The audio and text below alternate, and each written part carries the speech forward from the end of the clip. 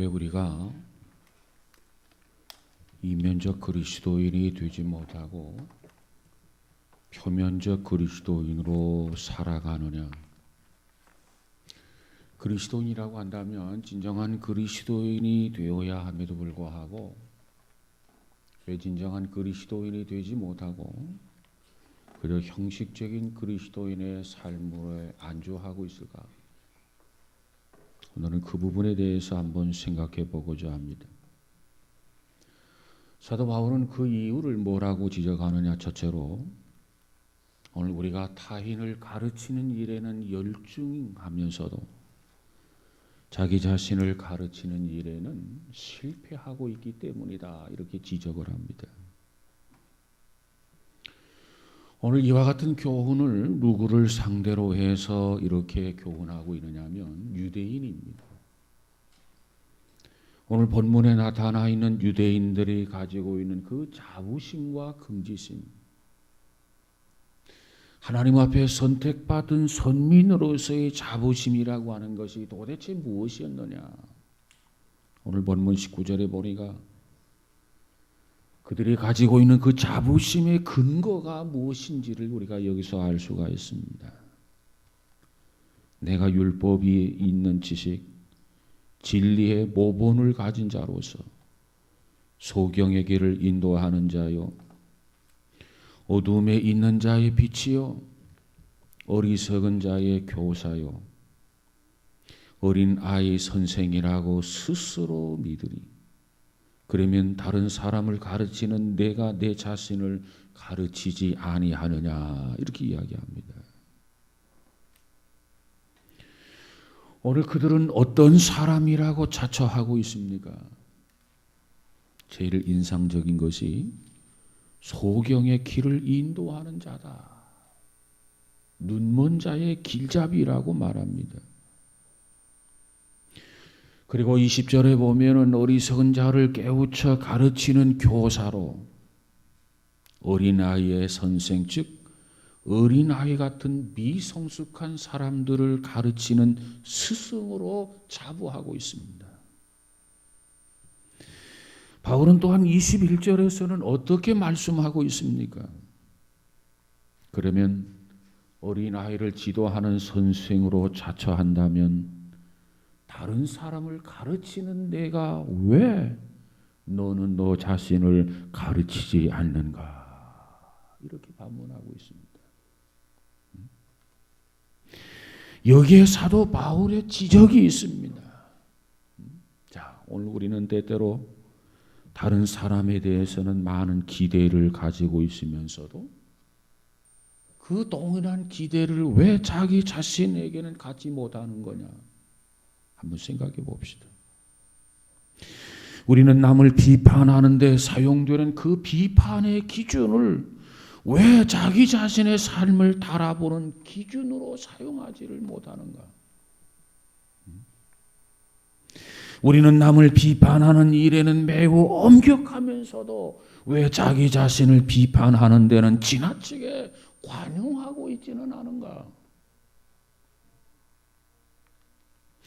다른 사람들이 저지르는 부정한 행동을 보면은 도둑질이라고 규탄을 하면서도 왜 내가 똑같은 일을 하게 될 때 그것을 나는 당연한 권리라고 변명하고 있지는 않는가?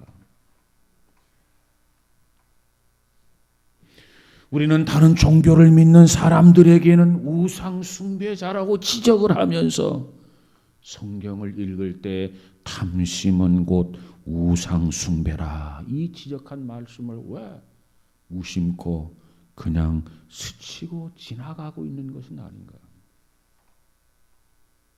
오늘 성경은 우상 숭배와 탐심에 대해서 특별히 구분하지 않아요. 이방신을 섬기는 것도 우상 숭배지만은 우리 안에 지나친 탐심을 갖는 것, 탐심은 곧 우상 숭배니라. 성경은 동일하게 말씀하고 있습니다. 성경을 모르는 이웃을 비판하면서도 성경대로 살지 못하는 자기 자신은 왜 비판하지 않는가? 남을 가르치는 자여, 왜 그동안의 그 가르침으로 자기 자신은 가르치지 않는가? 그래서 예수님은 뭐라고 말합니까? 너는 선생 소리를 듣는 것을 즐겨하지 말아라, 이렇게 말씀을 합니다. 어떤 사람은 이 말씀에 감동을 받아서 나는 오늘부터 주일학교 교사를 그만둬야 되겠다. 그것은 잘못된 적용입니다. 그 의미를 알아야 돼요. 우리 사람은요, 누구나 다 아마 거의 그런 것 같아요. 자기 자신의 맹점이나 자기 자신의 약점을 보지 못하는 맹목성이 있어, 맹목성. 남의 약점이 보인다면 나의 약점도 보아야 되는데, 남의 장점이 보인다면 나의 장점도 보아야 되는데, 다른 사람의 맹점은 보면서, 다른 사람의 약점은 보면서도 자기 자신은 스스로 보지 못한단 말이에요. 이걸 뭐라고 하느냐? 맹목성이라. 스스로의 약점을 보지 못하는 맹목성. 블라인드 스포트라고 해서 맹목성.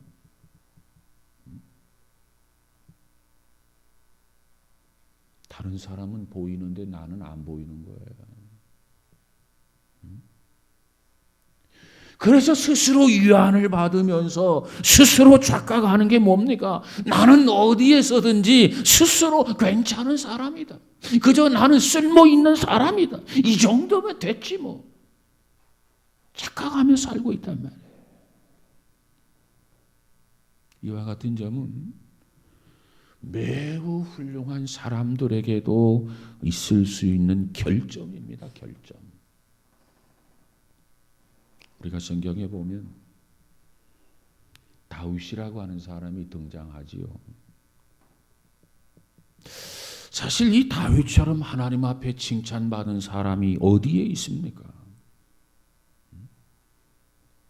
이 다윗이 하나님 앞에 얼마나 어떤 칭찬을 받았습니까? 하나님이 말씀하기를 야 다윗, 이세 아들 다윗을 만나니 내 마음에 합한 사람이다. 그랬어요. 그런데 이 표현을 보면 그저 조금 그래 내가 이해하지 그 정도가 아니라 어쩌면 너는 그렇게 내 마음과 똑같은 생각을 가지고 있느냐 그런 의미거든요. 다윗의 모습을 보면서 하나님이 마치 감동을 받는 것처럼 다윗의 그 신실함을 보면서 마치 하나님이 요즘으로 말하면 뿅 갔단 말이에요. 뿅 갔어요. 정말 복이 든 그런 인물이구나. 그래서 칭찬하기를 이세 아들 다윗을 만나니 내 마음에 합한 사람이라 이렇게 칭찬을 했습니다. 여러분 이와 같은 칭찬을 성경 그 어디에서 또 찾아볼 수 있습니까? 찾아볼 수 없어요. 그런데 그처럼 하나님이 감격할 정도로 칭찬을 받았던 이 다윗이 어느 날 범죄하고 자기 자신의 범죄를 은폐하며 살고 있는 모습을 한번 보세요. 이중적 그리스도인입니다. 그래서 오늘 하나님은 그에게 예언자를 보내게 되죠. 그가 누굽니까? 나단 선지자라고 하는 사람이에요. 그래서 이 선지자가 그저 범죄하고 자기 자신의 범죄를 은폐하면서 전형덕스럽게 살아가고 있는 다윗을 찾아가서 다윗에게 이야기를 합니다.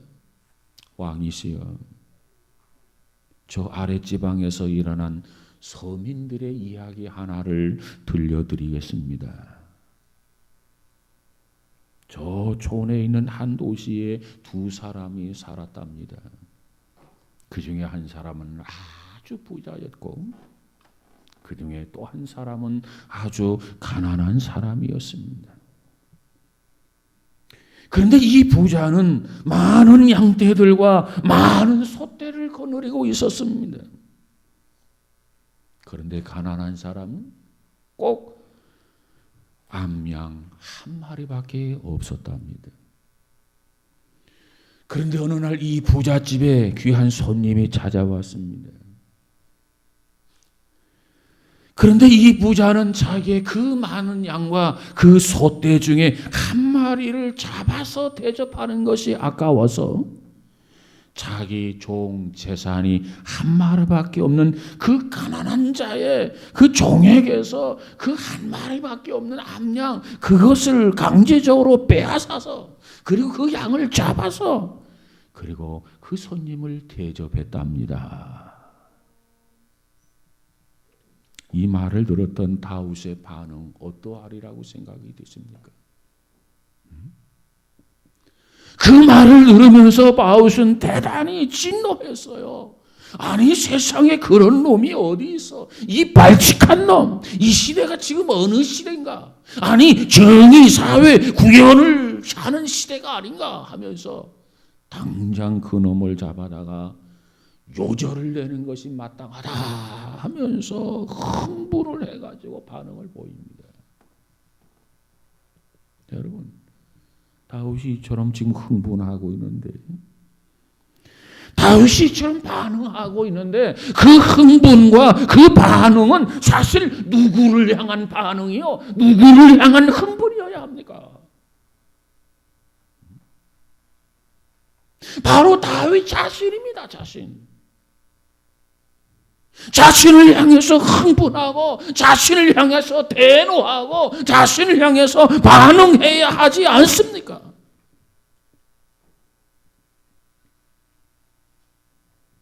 나단 선지자가 왜 이런 이야기를 했다고 생각을 하십니까? 다윗에게는 여러 부인이 있었습니다. 그러나 그 많은 부인을 가지고 만족할 수 없었던 그 다윗이 자기의 충신인 우리아의 아내, 하나밖에 없는 그 아내를 빼앗아서 자기의 밀실에서 범죄하고 그것을 은폐하고 살고 있었던 그때였습니다.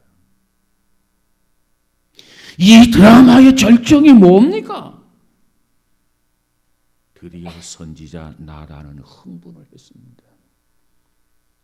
그리고 다윗을 향해서 말하기를 왕이시여 당신이 바로 그 사람입니다. 누구를 향하여 흥분합니까? 누구를 향하여 대노하십니까? 바로 당신 자신을 향해서 흥분해야 하고 당신 자신을 위해서 대노해야 할 사항이 아니겠습니까? 이렇게 꾸짖었어요. 여러분, 이처럼 우리가 다른 사람을 가르치면서 자기 자신을 가르치는 데는 실패하고 있지 않는가? 그렇기 때문에 우리의 신앙이 이면적 신앙이 되지 못하고 그저 표면적 신앙에 머물러 있는 이유는 아닌가? 정말 나의 신앙이 깊어지고 나의 신앙이 성숙해지고 나의 신앙이 성장해야 되는데 왜 해가 가고 달이 가도 자라나지 못하고 이처럼 표면적 신앙에 머물러 있느냐 그 말이에요. 그 이유는 타인을 가르치는 일에는 열중을 하면서도 자기 자신을 가르치는 일에는 실패하고 있기 때문에 그렇습니다. 어떤 사람을 만나보면 그 사람은 계속해서 자기 이야기만 하는 사람이 있어요. 남의 이야기를 들으려고 하지 않아요. 도무지 귀를 기울이지 않아요.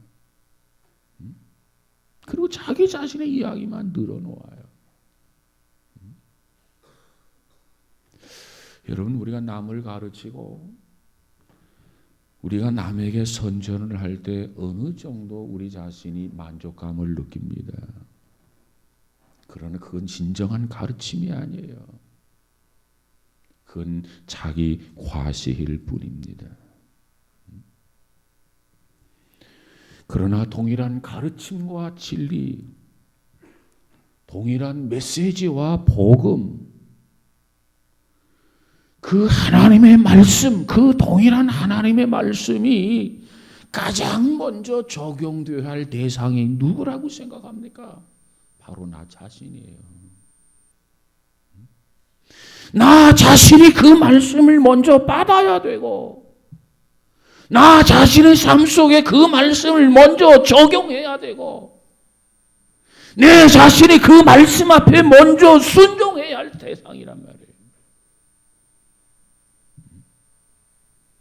내 자신이 먼저 그 말씀으로 깨어져야 되고, 내 자신이 먼저 그 말씀으로 새로워져야 되고, 내 자신이 먼저 그 말씀으로 거룩해져야 할 그러한 대상이 다른 사람이 아닌 바로 나 자신임을 잊어서는 안 됩니다. 내가 먼저 변화되고, 내가 먼저 새로워지고, 내가 먼저 달라지고. 그래서 바울처럼 보라, 이전 것은 지나갔으니 새로운 피조물이로다. 이런 모습이 필요하지 않겠습니까? 이렇게만 된다면 우리는 표면적 신앙을 극복하며 이면적 신앙인으로서의 성숙함이 있어지게 될 줄로 믿습니다. 두 번째로 우리가 표면적 신앙에 머무르는 그 이유가 뭐냐? 두 번째는 신앙의 상징에만 애착을 느끼고 집착을 한다는 겁니다. 신앙의 상징. 그러면서도 신앙의 내용에 대해서는 무관심하고 있기 때문에 그래요. 유대인들이 스스로 가지고 있는, 유대인들이 하나님의 백성이라고 하는 것을 나타내고 있는 종교적인 상징, 그것이 뭐냐? 오늘 본문에 나타나고 있는 할례라고 하는 겁니다. 할례. 나는 유대인이다. 나는 할례를 받았다. 유대인의 신분, 하나님의 백성이라고 하는 것을 대표적으로 상징하는 종교적 상징이 바로 할례라는 거예요. 할례. 여러분, 할례라는 게 뭡니까? 여러분 아마 무엇인지 다 알고 있으리라고 생각합니다.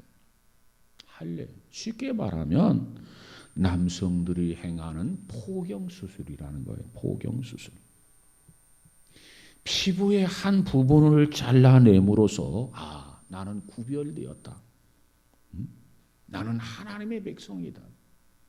그것을 상징적으로 표시하는 것이 바로 이 할례 제도였습니다. 그래서 유대인들에게 있어서 이방인들에 대한 최대의 욕설이 뭐냐? 저 할례 받지 못한 놈들이다. 이게 이방인을 향한 최고의 욕설이에요. 욕설.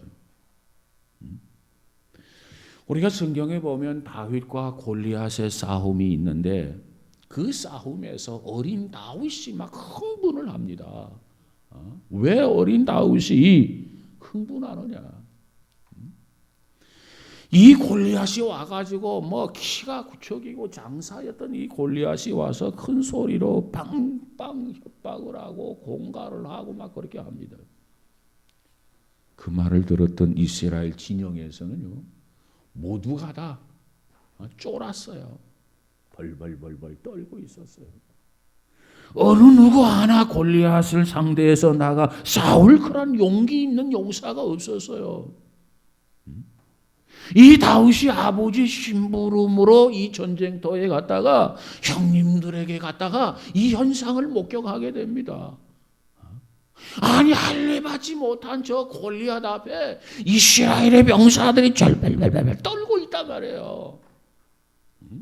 그 모습을 보면서 다윗이 흥분을 합니다. 왜?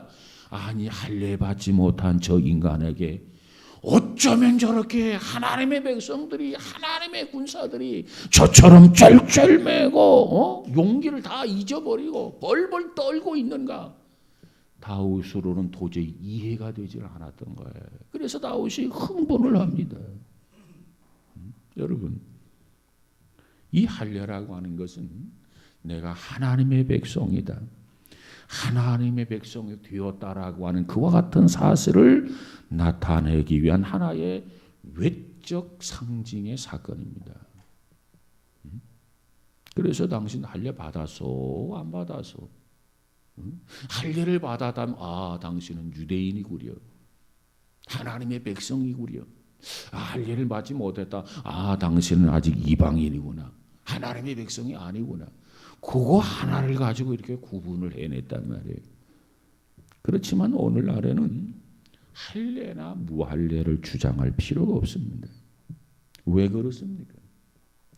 그 할례라고 하는 것이 보여주고 있는 중요한 의미는, 내가 그 할례를 받았다고 한다면 그 상징에 부합되는 삶을 내가 살아가고 있느냐 못하느냐, 이게 중요하단 말이에요.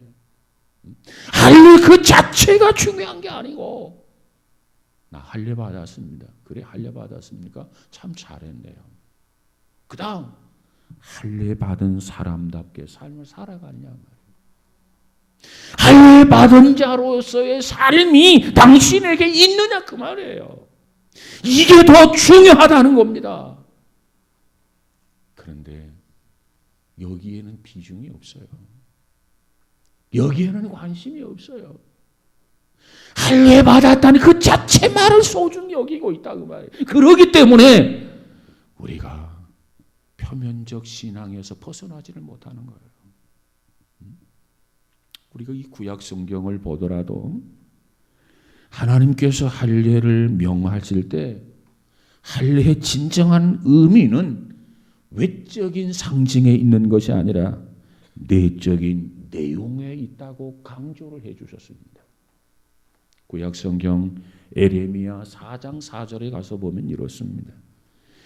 유대인과 예루살렘 거민들아, 너희들은 스스로 할례를 행하며 너희 마음 가죽을 베고, 너희 마음 가죽을 베고 나 여호와께 속하라. 그렇지 아니하면 너희 행악을 인하여 나의 분노가 불같이 발하여 사르리니 그것을 끌 자가 없으리라. 이렇게 말씀합니다. 하나님께서 말씀하기를, 유대인과 예루살렘 거민들아, 너희들은 스스로 할례를 행하게 되는데 뭐라고 말씀하느냐? 너희 마음의 가죽을 베어라, 이렇게 이야기합니다. 할례라고 하는 것은 피부의 가죽을 베는 거거든요. 이게 할례예요. 그런데 성경은 너희들이 피부의 가죽을 베기 전에 먼저 이 마음의 가죽을 베어라, 이렇게 말씀하고 있어요. 마음의 가죽을 베지 아니하고 피부의 가죽을 벤들, 그게 무슨 의미가 있고 무슨 소용이 있겠느냐?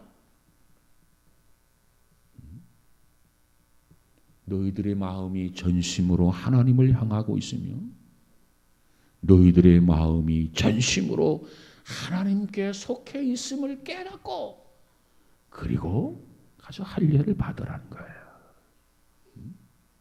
자, 그래서 할례를 받았어요. 그렇다고 한다면 우리는 하나님께 속한 자기에 늘 거룩함을 사모하면서 살아야 합니다. 하나님의 그 거룩함을 내 삶 속에 성취해야 할 삶의 과제가 할례를 받은 사람에게 있다고 말해요. 그렇다면 하루하루를 살아가면서 내가 어떻게 하나님이 원하시는 거룩한 삶을 살 수 있을까? 오늘은 내 삶 속에 어떻게 실천해야 할 것인가? 오늘은 내 삶 속에 어떻게 성취해야 할 것인가? 그 과제를 가지고 하나하나를 해결하며 살아가는 것이 우리 신앙인의 하루하루가 되어야 된단 말이에요. 그런데 어떻습니까? 저들의 모습을 보니까 상징에는 애착이 있어요. 세례받는, 피부를 자르는, 피부의 가죽을 빼는 상징에는 애착이 있는데 상징이 의미하는 말을 추구하지 못하고 있다는 거죠. 할례를 받았는데 할례 받은 자답게 살지 못한다는 거예요. 할례 받은 표시 상징은 있는데 할례 받은 자처럼 삶을 살아가는 그 추구하는 면이 없단 말이에요. 오늘 이 시대를 살아가고 있는 우리 그리스도인들에게 하나님의 백성이라고 하는 것을 어떤 모습으로 상징하고 나타내고 있습니까? 자, 먼저 내가 그리스도인이 되었다면 교회에 출석하게 되고, 그리고 교인이 되고, 그리고 자기 집 대문에, 아파트 문에다가 교패를 붙이게 될 것입니다. 교패를 붙이는 이 자체가 중요한 게 아니라 말이에요. 이 집은 하나님을 믿는 그리스도인의 집이구나. 그 표시가 교패를 붙이는 건데, 여러분, 중요한 것은 교패를 붙이는 것 그 자체가 중요한 것이 아니라 이제 나는 그리스도 교회의 한 지체다. 이제 하나님의 자녀다. 하나님이 원하시고 하나님이 기뻐하는 삶을 살아야 된다라고 하는 진정한 의지가 우리 안에 있어야 된단 말이에요. 그게 중요하다는 거예요. 우리가 거리에 서서 어떤 사람을 만납니다. 예수 믿으십니까? 예수 믿으세요? 그러면 반응이 와요. 그래요, 저는 어렸을 때요 유아 세례를 받았는데요. 그렇게 이야기합니다. 유아 세례 참 중요하지요. 그것보다 더 중요한 게 있어요. 내가 어려서 유아 세례를 받은 것이 중요하지만 그것보다 더 중요한 것은 뭐냐? 바로 유아 세례를 받은 자답게 오늘 하루하루를 내가 살아가고 있느냐, 이게 중요한 거예요. 이게 상징이 중요한 것이 아니라 삶의 내용이 중요하단 말이에요. 내용.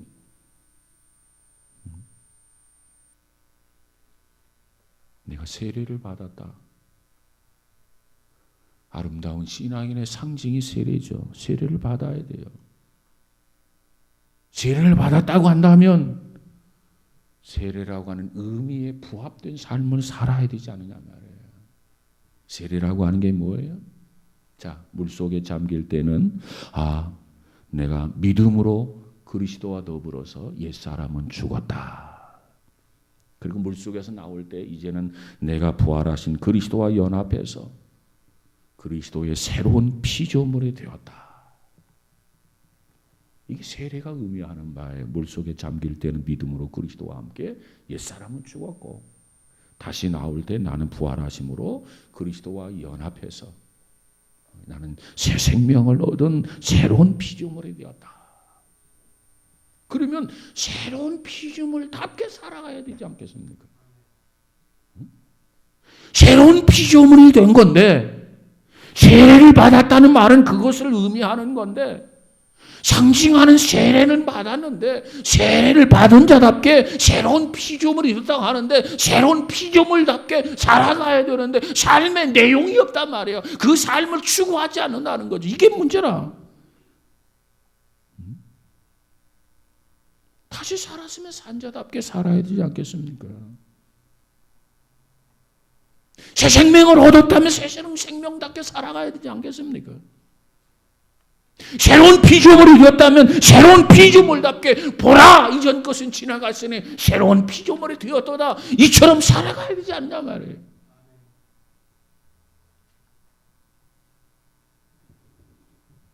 상징 그 자체도 중요하다고 말할 수 있죠. 그러나 그 상징 그 자체보다 더 중요한 것은 바로 그 상징이 의미하는 내용이라는 겁니다. 메시지라는 거예요. 여러분은 여러분의 삶의 현장에서 하나님의 거룩함을 사모하면서 살아가고 있는지요? 내 마음 깊은 곳에서 하나님의 영광을 사모하고 있는지요? 정말 하나님의 뜻대로 살고 싶어서 하나님의 뜻을 발견하려고 애를 쓰고 주의 말씀대로 순종하고 싶어하는 열정과 열망이 우리 안에 있느냐 그 말이에요.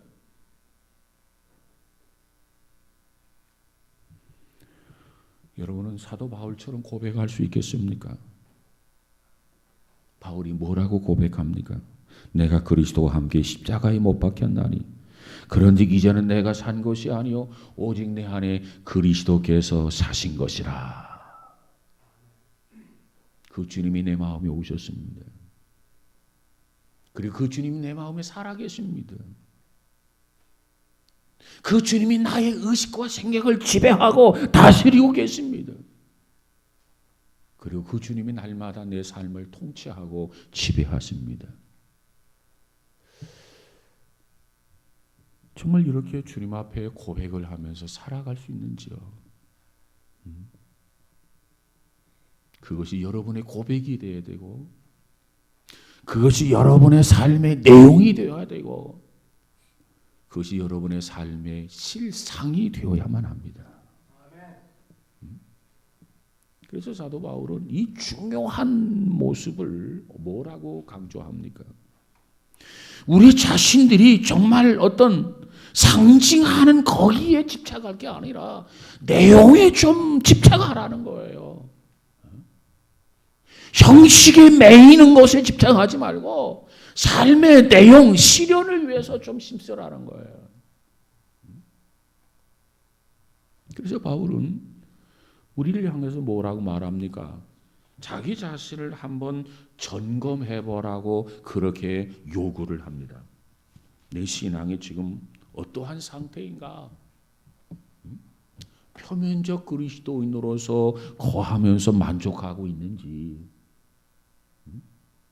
아니면 정말 이면적 그리스도인이요 이면적 신앙이 되어가지고 하나님이 원하시고 기뻐하는 삶을 살고 있는지 자기 자신을 시험해 보라는 거예요.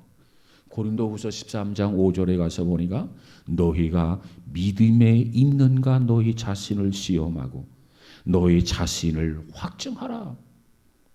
예수 그리스도께서 너희 안에 계신 줄을 너희가 스스로 알지 못하느냐?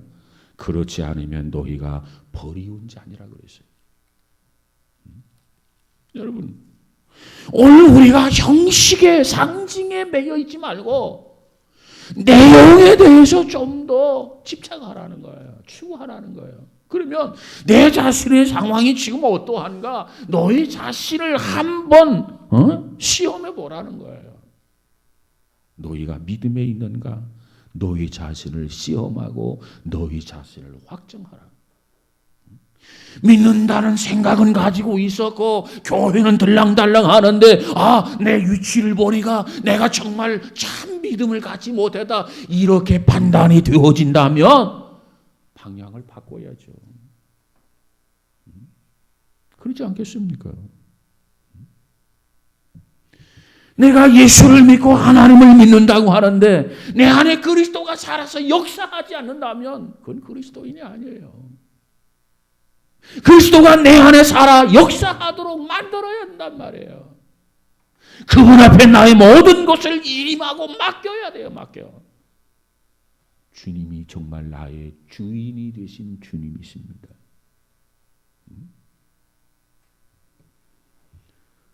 우리 안에 그리스도가 살아계신 분명한 증거가 있습니까? 그리고 그분이 정말 살아서 역사하십니까? 그리고 그분이 여러분을 다스리고 여러분을 지배하고 여러분을 통해서 하나님의 일을 감당하게 하십니까? 그것을 스스로 되돌아봐야 돼요. 그리고 여러분의 이웃이 그것을 보고 있어요. 그러면서 이웃이 뭐라고 하냐면 저 사람은 진정한 그리스도인이야. 저 사람들과 같으면 예수 믿는 사람 욕 안 먹을 거야. 그런데 어떤 사람은 저 사람은 예수 믿는다고 하면서 뭐 저래? 실망한단 말이에요. 믿지 않는 사람들이 오히려 보고 실망을 해요. 저 사람 요즘 교회 다니고 예수 믿고 성경 공부하더니 정말 달라졌는데 이전의 그 모습이 아니야. 이것이 여러분의 평가입니까? 아니하면 저 사람 교회 가는 것은 분명한데 이따금씩 찬송가도 부르는 것 같은데 저 사람 오면 그것밖에는 달라진 것이 전혀 없단 말이야. 이렇게 평가를 받고 있는지.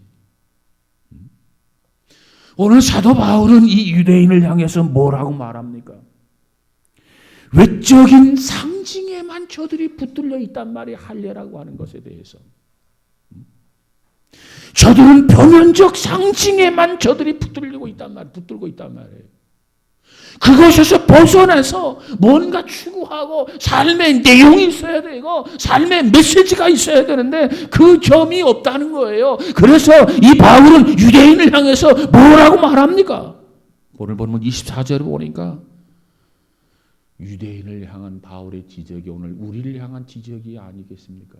한번 생각해 보세요. 바울이 유대인을 향해서 뭐라고 지적합니까? 기록된 바와 같이 하나님의 이름이 너희를 인하여 이방인 중에서 모독을 받는도다.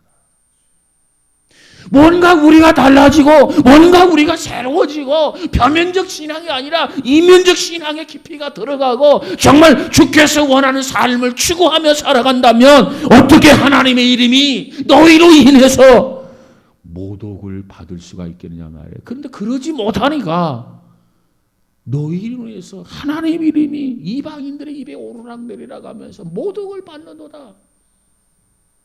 유대인을 향한 바울의 지적입니다. 신앙생활하는 허울은 있어요. 모양은 있어요. 실체가 없어요. 내용이 없어요. 고백이 없어요. 그 실상을 가지고 하루하루를 살아가야 되는데 그러지를 못해요. 형식뿐이란 말이에요. 그렇기 때문에 바울은 하나님의 이름이 너희로 인해서 이방인 중에서 모독을 받는다. 여러분, 왜 우리의 신앙이 외면적 신앙, 표면적 신앙에서 벗어나지 못하고 머물러 있습니까? 무엇보다도 상징에 집착하면서도 그 상징이 의미하는 내용에 대해서는 너무나 무관심하기 때문에 그래요.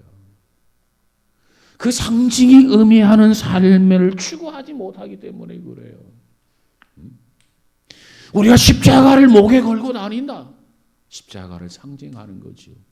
그런데 십자가가 뭘 의미하는지 모른단 말이에요. 십자가가 없는 삶을 살아가고 있단 말이에요. 예수님께서 제자들 향해서 뭐라고 말합니까? 너희들이 나를 따르려거든 자기 십자가를 지고 나를 따르라고 그랬어요.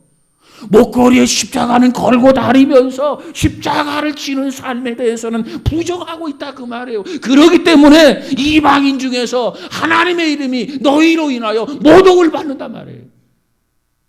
이것이 유대인을 향한 바울의 지적이었습니다. 여러분 어떻습니까? 혹시 여러분은 표면적 그리스도인이 아니십니까? 아니면 다행스럽게도 이면적 그리스도인이라고 고백할 수 있겠습니까? 오늘 우리는 분명히 주님이 나의 구주다. 그리고 내 안에 그리스도를 영접했다면 주님이 내 안에 주인이고 왕 노릇을 해야 됩니다. 그분 앞에 나의 모든 것을 내려놓고 그분의 권위를 인정하면서 그분의 뜻에 따라 순종하고 산다면 정말 우리는 이면적 그리스도인이 되고 진실한 그리스도인이 되고 정말 십자가의 삶이 있는 그리스도인이 되게 될 것입니다. 아무쪼록 우리 모두가 이와 같이 신앙이 성장해서 우리를 통해서 하나님이 모독을 받는 것이 아니라 하나님이 영광을 받으시는 귀한 은혜가 있어지기를 주의 이름으로 축복합니다. 기도합시다. 거룩하신 하나님, 우리가 신앙생활을 함에 있어서 아직도 표면적 신앙의 내용 극복하지 못하고 벗어나지 못하고 머물러 있지는 않은지, 우리가 다른 사람을 말씀으로 많이 가르치면서도 내 자신을 가르치지 못하는 그런 위치에 있지는 않는지, 신앙의 상징을 붙들고 있으면서도 내용은 무관심하지는 않는지, 무엇보다도 그 내용을 중요시하면서 메시지에 합당한 삶을 살아가는 우리 모두가 되어지게 하옵소서. 그래서 어디에 있든지, 가정에 있든 직장에 있든 사회생활을 하든 어디에 있든지 정말 우리가 그리스도인인 것을 모든 사람들이 보고 평가할 수 있는 복 있는 성도 되어지게 하옵소서. 예수님 이름으로 기도하옵나이다. 아멘.